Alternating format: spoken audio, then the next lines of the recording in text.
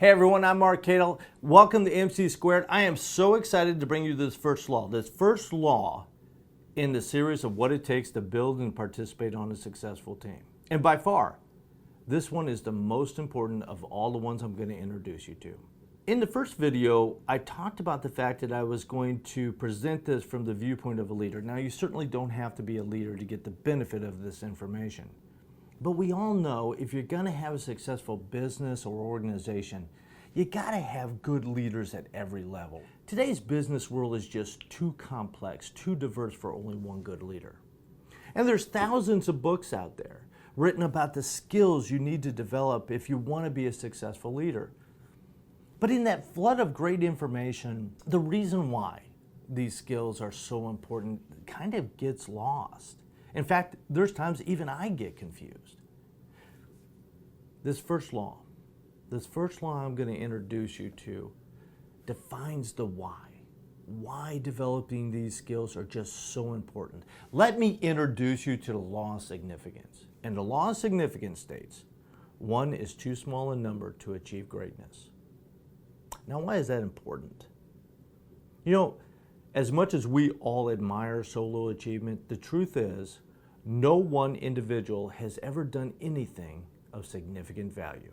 The belief that one person can do anything great is really a myth. Now, I'm going to challenge you here. I'm going to challenge you to think of one act of significant value that was performed by a lone individual. Now, I'm sure you had some folks who just popped into your head. But I'm going to challenge they alone did not make something become a reality. Yes, that maybe they were the inspiration, the motivation, and possibly even the catalyst. But they alone did not make something become real. Let me give you a few examples. In the United States, Abraham Lincoln is credited with ending slavery. But it actually took Congress to vote that into law. Martin Luther King is an icon for civil rights. And almost everyone has heard that incredible "I have a dream" speech. The picture of him on the Lincoln Memorial delivering that speech is a piece of our history. But the picture from behind, looking at the thousands of people around the reflection pool, is really the reason civil rights has grown to where it is today.